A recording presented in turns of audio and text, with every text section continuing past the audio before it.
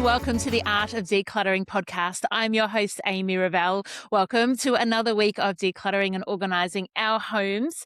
Today's topic is quite specific. We're talking about decluttering after divorce. It was a request from one of our listeners, one of our clients. You know who you are. And I wanted to just create something fresh for you right where you're at, because I know you're not alone. I know that lots of you as listeners and in my community have either gone through divorce, are thinking about divorce, or are actually walking through it right now. And decluttering and organizing around divorce is tricky. It's got a whole lot of additional layers that you may not have if you're just decluttering and organizing in a home where there hasn't been that kind of disruption. So we're going to tackle it. My first caveat is that I haven't experienced divorce personally myself. My parents haven't experienced divorce. My in-laws haven't. None of our siblings or extended family have gone through divorce. However, what I want to bring to you today is actually the lived experience of clients that I work with and the clients that my team work with. Lots and lots of the clients that we have that invite us into their homes have been through divorce. And we get to navigate what that looks like for each individual family, because it is different for everybody. But there are some unique things to think about when it comes to decluttering and organizing after divorce. The first thing I want to say is I want you to show yourself grace. When you're going through such a stressful life transition, it is normal for your house level of organization, of decluttering, to drop down your priority list. And actually, it's kind of important, because your children and yourself and your mental health and holding things together, maybe holding employment and trying to get financial stability, all of that needs to come up higher than it maybe was. And so if you're finding that as you're processing all the emotions and the thoughts and the logistics of divorce, that the house is sliding a little, rest assured you're not alone, and it's really normal and probably really helpful. But when you're feeling ready, decluttering can be a really important part of processing through divorce, coming out the other side, resetting a vision for yourself. So I've written a couple of notes that I want to go through this week, because I want to really honor this topic. And there's some things that I didn't want to forget as I go through. The first thing is to understand that when you're decluttering and you're rebuilding your life after divorce, is that there's a lot of grief. And there's grief for the life that was, but also the grief for the life that you thought you would have had. And so that can really manifest in clutter, because it might be the things that you and your ex-partner used to do together that is hard to let go of, because you don't know if it's going to become a solo activity. Maybe you might want to do it with a friend. There'll be areas where you had wished that you would do that thing together. And so you don't want to let go of that too easily, because you don't know who you are. You're defining your identity as part of coming out of the season of divorce. So I want you to just be aware that whether you're doing it on your own or you're doing it with a professional organizer, that decluttering after divorce can be a little bit emotional, because you don't quite know what items are actually going to trigger big feelings for you. It might be that you're just doing fine, and then you come across your wedding dress in your wardrobe, and that's the thing that really hits home for you. It might simply be a book that you loved together, or a board game that you played together, or a hobby that you did, and that can be like a really sticky point. One of the things I would say is, when you're first starting out to declutter after a divorce, is take it easy. Start with some categories that are pretty easy for you. So it might be pretty easy for you to get rid of all of your ex-partner's clothes. That might be the easiest thing, where you're like, yeah, they left some in the wardrobe, or here's some old things. I can't wait to get rid of all that. For some people, that's going to be really, really tricky, because that's like a real definitive closure. And that actually is part of the benefit of decluttering after divorce. Is the act of decluttering can be a real a point of closure, where you're drawing a line in the sand as you're removing them physically from your life. You've already perhaps gone through the legal system, you've gone through finances and trying to work out who gets the home, and you making all of these decisions. And some of your possessions may have been caught up in that. But there is something about having done all of those kind of legal, important decisions, where you then come down to, well, now I get to practically remove them from my life, and whatever that looks like for some of you.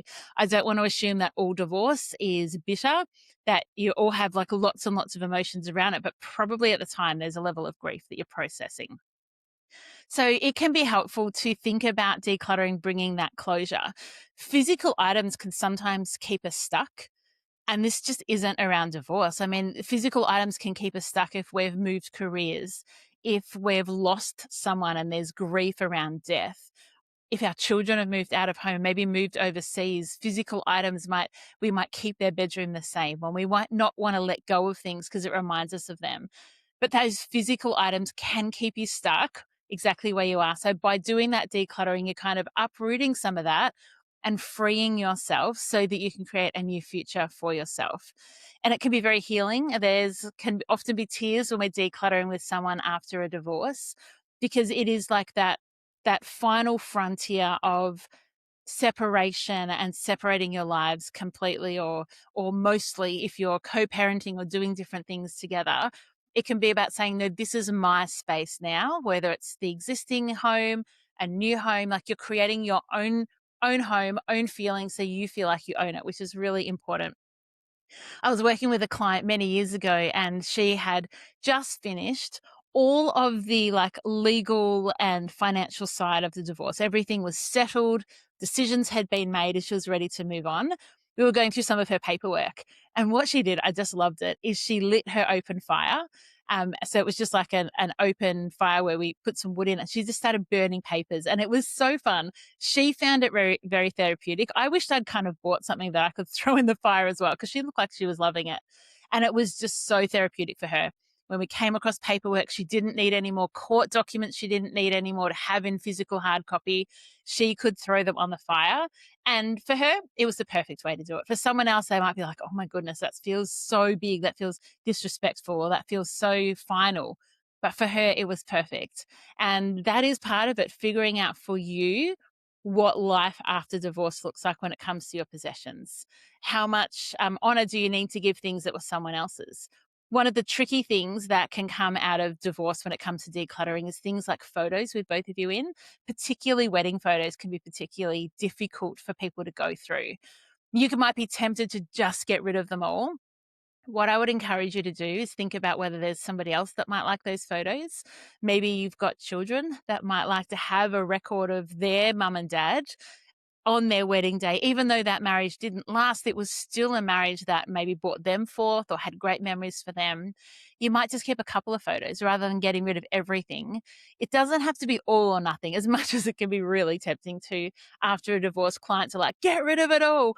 But I want to encourage you that sometimes keeping a couple of things, because as the emotion and the heat comes out of that initial stages of recovery from divorce, you might be able to look back on some of those seasons and reflect and think, well, it was a great season while it lasted, or there were some really good things in it. So think about that. Wedding dresses, really, really tricky.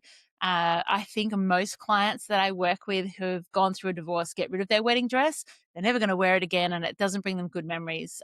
But photos, however, it's easy to keep just a couple of photos.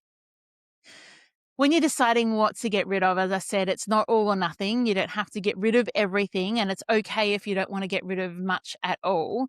But you might want to ask some of these questions. Does this item bring peace or pain? Does it belong in my future, and am I just keeping it out of guilt? It can be tempting when you're decluttering after divorce to just get rid of anything that even reminds you of your ex-partner. But what I want to remind you of is that items themselves don't contain memories. If there is a really nice piece of art in your home that you guys purchased together at some point, and they didn't want it and you really wanted the art and you ended up with the art and it's in your home, the art itself doesn't contain any memories. The art doesn't remember who purchased it. The art doesn't remember what the situation was when it was purchased. The art doesn't remember who paid for it. The art doesn't remember whose mother-in-law bought the art for them. The art is just art.